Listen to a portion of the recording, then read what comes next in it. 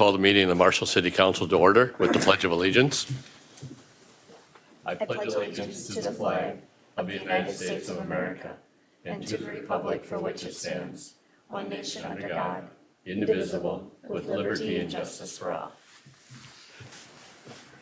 To welcome everyone here this evening, we do have an agenda before us. Are there any changes to that agenda?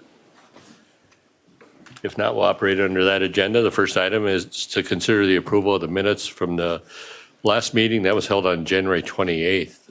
Council does have those minutes. Are there any corrections to note? I'll make a motion to approve the minutes. Second. Motion by Jim, seconded by John to approve the minutes as they have been presented. We'll move to a vote.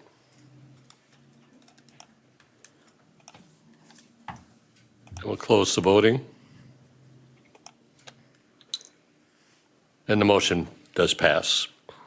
We'll move then to the consent agenda. The items on the consent agenda are on the screen, and they include consider the approval of a raffle permit for the Marshall Golf Club, consider the resolution declaring property as surplus for the Parks Department, the resolution declaring property as surplus and authorizing a donation from the wastewater department items, the AT improvement project. This is the bike trail extension along 59, the A Street crossing, Boyer Street to Windstar Street Trail, which I mentioned earlier, and the Camden Trail realignment, the authorization to advertise for the bids, consider the resolution calling for a public hearing on street reconstruction plan, tax abatement, and issuance of general obligation bonds, and consider the approval of the bills and the project payments. Is there any item on the consent agenda that any member wants removed for separate discussion? I'd make a motion to approve. Second. Motion by Amber, seconded by Jim. Discussion? Who's Amber? Amber. What did I say, Amber? I Motion. That's right. What are we doing? That's what you go by now.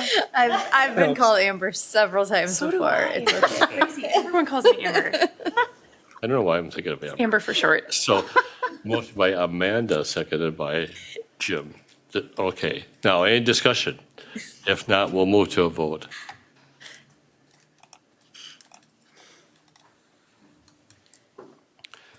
And we'll close the voting. And the motion does pass. Earlier, we'll move then to the next agenda item. Back to right screen. Consider the appointments to various boards, commissions, and authorities. Earlier this evening, the liaison to the Community Services Board, which is Amanda Schwartz, and myself, along with the school board representative, Sarah Runchie, met and interviewed applicants for the Community Services Advisory Board, and based on those applications and interviews, we would recommend that Amber Gorter, Charlotte Wally, and Allison Mitani be appointed to the Community Services Board. All three would be for terms that would expire February 28th of 2028. So I'd offer that as a recommendation, entertain a motion to affirm. I'll make a motion. Motion by C, seconded by John. Discussion? If not, all in favor say aye, or we'll move to a vote.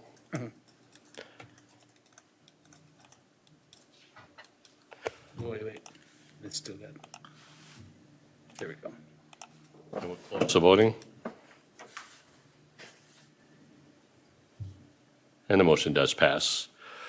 So we'll move then to Commission Board Liaison Reports. Amanda?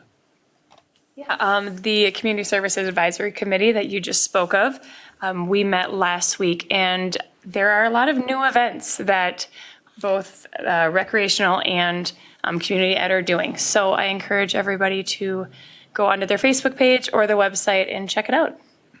Good. Yeah. And Amanda? I have nothing.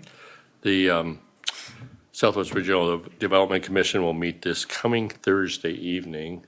The Fire Relief Association did have their annual meeting a week ago Tuesday. I previously reported in their quarterly report that they had a 12.5% annual rate of return on their investment fund, which is a healthy fund. They're fully fully healthy fund for their retirement fund, which is the Relief Association. John?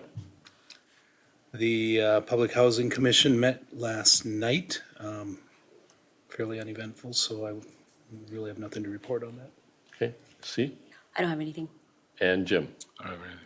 We'll move then to council member individual items. Jim? I just have, it's kind of a question for information, but I know there's a gal that purchased one of our tax accounting firms in town here.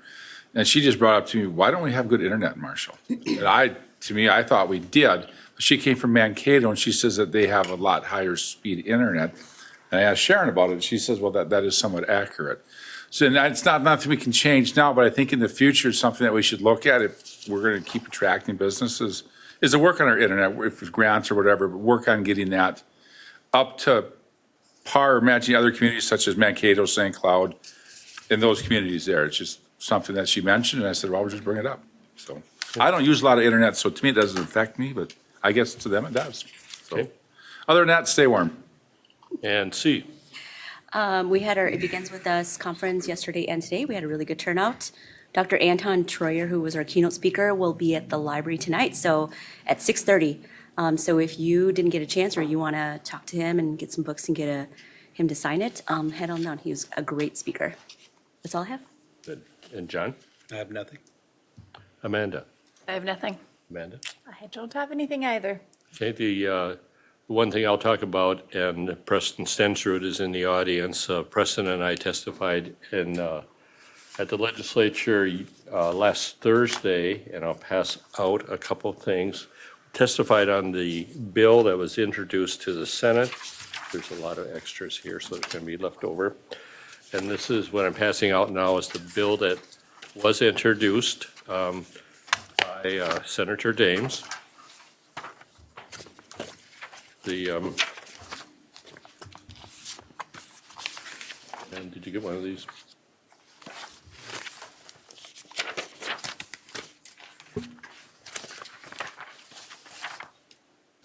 Okay, so the first hearing happened on the Senate side this past Thursday.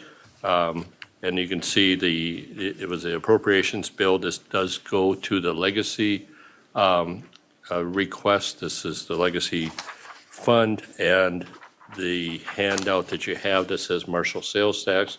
This shows, and actually EJ put this together, this shows the amount of contributions from the 3/8 of 1% tax for the legacy fund that has been contributed in the past decade from the city of Marshall, total sales that have happened that are subject to sales tax. They're just over $13.8 million. There has been some funds that have been received, as you can see, a total of just under $40,000 from the Arts and Cultural Heritage Fund, which is where this request is going to. That was in 3 different years, 2012, 2016, and 2022. Those were for a contribution, that partial contributions for the murals, the Mrs. Whitney statue, as well as the M that was done for the 150th.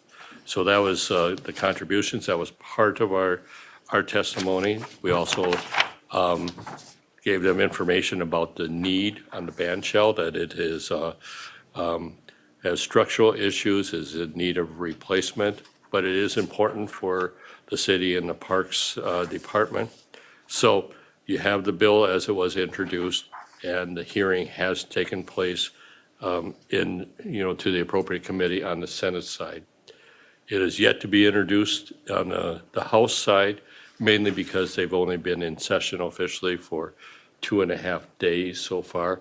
And there's a large number of bills that are kind of on the docket to be introduced. So I'll be up there tomorrow for the Coalition of Greater Minnesota Cities, and our lobbyist, Marty Seifert with Flaherty and Hood, has arranged a number of meetings for us to meet, him and I, with the appropriate people on the House side.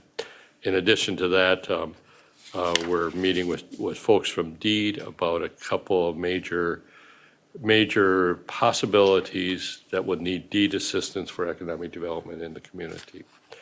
So that's my report for this evening. I have a question, Bob, just to clarify. It says in there that the city's collected 18.4 million of gross sales and use tax, but the Lake East Fund is 13.8. EJ, you can clarify that. I'm confused by the numbers. And Yeah, so what I did is, when I put the numbers together, I went back to our collections when our half-cent sales tax took effect. And obviously, there's 3 years and 9 months in addition where we collected the legacy was the .375. So I'm just trying to give them an idea of what it's been collected in Marshall. so the 0.5% is the 18.4. Correct. So Okay, 75% of that is the 13.8. Yeah. Would be the, Out of that 13.8 million, we've collected back to us $500,000. Give it, We've collected about $40,000. right. 40,000. So So- we've given 13.8 million and collected 40,000. That's correct. That's about as bad as a casino. That's correct, but that also is understating what we've given because obviously they collected the .375 cents or percent starting in July of 2009. So the city of Marshall's been very, very good to Lake East. So we've been Funds paying and other in, yep. communities. So it'd be nice to get Yes. That was the point that, with the help of Senator James, that we were making. And I would also add that we made our presentation, there were no questions from the committee. Marty Seifert indicates that that's a really good thing when there's no questions. So, Preston, anything I missed? No, I don't think so. Okay. We'll move then to staff report. Sharon? Nothing to report, Mr. Mayor. Jason? The Minnesota Hill Charles Reconstruction Project bid opening is tomorrow at 10 a.m., so we're hoping for good numbers to bring back to council in a couple weeks. I'd also mention that we have roughly 600 properties that have been registered in the rental program. Still leaves about 100 that we're working with the property owners to try to get them over the finish line, so we're continuing work in that area. That's all I've got. Okay. Any questions for Jason? City Attorney Pam? Nothing other than to assure you that we're following all of the federal litigation that's ongoing about the funding freezes that were initially instituted through executive orders. Thank you, Pam. We'll move then to agenda item number 14, which is the administrative brief for the council's review. Agenda item number 15 is the Marshall Capstone Endowment Fund Annual Review. EJ, anything you want to add on this about, maybe a little bit about the origins of this, which came from the sale of the transfer of ownership from the hospital? As you stated, it's from the transfer of the sale of the hospital, and we have an idea of, or the concept is to leave $2 million in that fund. We're a little bit under that because of some market value adjustments, et cetera, that we're recovering from, and as well as continuing the projects that we already had committed monies to. So we're close to getting out of that again, or, making it back to our minimum balance. So we're in good shape. Good. And then you have the listing of building permits and the listing of upcoming meetings. Is there anything else to come forward at this meeting this evening? If not, is there a motion to adjourn? So moved. Motion by John, seconded by Jim to adjourn. Discussion? If not, we'll move to a vote. And we'll close the voting. And the motion does pass. We are adjourned. All right, everyone. Good night.